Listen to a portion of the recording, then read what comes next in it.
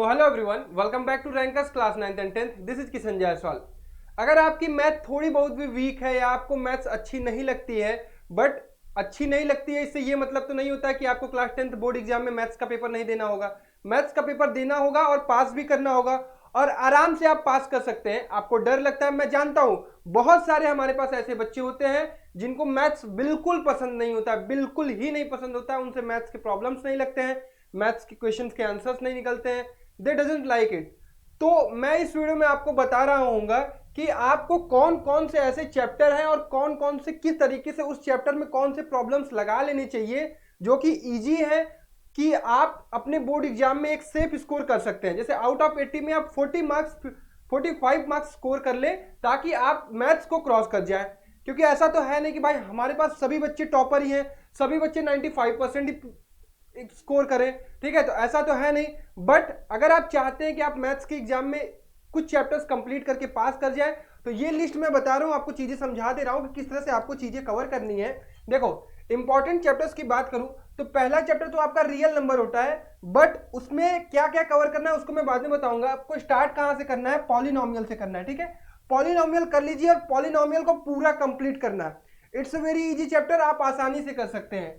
Pair of linear equation में देखो, word problem वाले क्वेश्चन से अगर आपको डर लगता है तो वर्ड प्रॉब्लम वाले क्वेश्चन को थोड़ा सा साइड में हटा लो, बट उसके पहले जो भी ग्राफिकल सॉल्यूशन वाला होता है अलजेब्राइक सॉल्यूशन वाला होता है और सब्स्टिट्यूशन वाला होता है, क्योंकि क्रॉस मल्टीप्लिकेशन हटा दिया गया है, तो कम से कम इतना करना है तुमको, ठीक है। पेयर ऑफ लीनियर इक्वेशन से क्वाड्रेटिक इक्वेशन को पूरा कंप्लीट कर लेना है। सिचुएशनल बेस्ड प्रॉब्लम अगर आपसे नहीं हो रहे हैं तो कोई बात नहीं, बट क्वाड्रेटिक इक्वेशन के फॉर्मूला बेस्ड जितने भी क्वेश्चन है उतना आपको करना है। क्लियर? अगर आप पास होना चाहते हो तो बस इतना काम कर लो, ठीक है। अर्थमेटिक प्रोग्रेशन ये पूरा फॉर्मूला बेस्ड है, फॉर्मूला बेस्ड है, इसको आपको नहीं छोड़ना है, ये कंप्लीट करना है, ठीक है। जितने भी फॉर्मूला है उसको याद रखना है, फॉर्मूला बेस्ड है, सारी चीजें तुमको पढ़नी है। क्लियर? ट्रिगो, ट्रिगो आसान है, प्लीज डरो मत इससे, ट्रिगो आसान है। ट्रिगो सिर्फ फॉर्मूला बेस्ड है, सिर्फ फॉर्मूला बेस्ड है, इसमें वर्ड प्रॉब्लम नहीं आएंगे, तो डर किस बात की है। ट्रिगो मैंने बहुत अच्छे से पढ़ाई है। अगर आपको किसी भी चैप्टर को पढ़ना हो, मैंने मैथ्स की प्लेलिस्ट बनाई है, लिंक डिस्क्रिप्शन बॉक्स में डाल दी है। मैक्सिमम चैप्टर्स मैंने कवर कर दिए हैं, जिससे आप कम से कम एग्जाम को पास करने में तो आप कतई कोई दिक्कत नहीं होगी आपको, ठीक है। तो ट्रिगो करना है, ट्रिगो करने में अगर प्रॉब्लम आती है तो मुझे बताओ, मैं आपको सॉल्यूशन दूंगा, ठीक है, कि किस तरह से ट्रिगो को करना है। वैसे भी मैंने बहुत अच्छे से पढ़ाया है, ठीक। एरिया रिलेटेड टू सर्कल कर लो, बहुत आसान है। Theta upon 360 into pi r square, ये सब सारी चीजें लगा के आप क्वेश्चन कर सकते हो, ठीक है।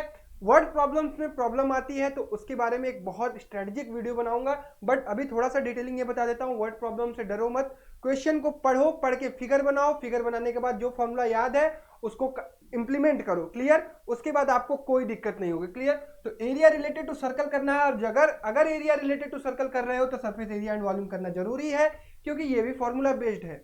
हाँ, वर्ड प्रॉब्लम्स में क्वेश्चन होते हैं, बट वर्ड प्रॉब्लम का वही सॉल्यूशन है। आप क्वेश्चन को पढ़िए, परफेक्ट फिगर बनाइए, फॉर्मूला अगर आपको याद है याद कर लेना है, फॉर्मूला शीट बना लेनी है। वैसे भी मैंने लिख के हाथ से फॉर्मूला शीट दे दी है नए सिलेबस पर, तो उसको भी देख लेना, उसकी भी लिंक जो है डिस्क्रिप्शन बॉक्स में डाल दी है। क्लियर? वहां से फॉर्मूला याद कर लेना, बट पहले चैप्टर्स पढ़ लो, ठीक है। तो surface and area and volume भी आप लोग कर लीजिएगा। 9th है स्टैटिस्टिक्स। स्टैटिस्टिक्स बहुत आसान है, बहुत आसान है। ओनली टेबल एंड फॉर्मूला, आपको एक टेबल बनाना है, टेबल बनाने के बाद सिर्फ फॉर्मूला लगा देना है, मीन मीडियन मोड, ठीक है। इस चैप्टर को भी मैंने बहुत अच्छे से डिटेल में पढ़ाया है, सारी प्लेलिस्ट में डाल देता हूं। कोई भी डाउट होता है, कोई भी दिक्कत होता है, मेरे को कॉल कर सकते हो, कॉलिंग नंबर भी आपको डिस्क्रिप्शन बॉक्स में मिल जाएगी। क्लियर?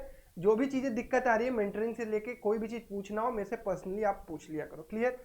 कंस्ट्रक्शन सीख लो, 2-3 चीजों की कंस्ट्रक्शन सीखनी होती है, लाइन की सीखनी होती है। इस तरह से जो चीजें दी गई हैं, जो चीजें सिलेबस से हटा दी गई हैं उसको मत सीखना, कंस्ट्रक्शन सीख लो। तो ये 14-15 में से 10 ऐसे चैप्टर हैं जो आसान है।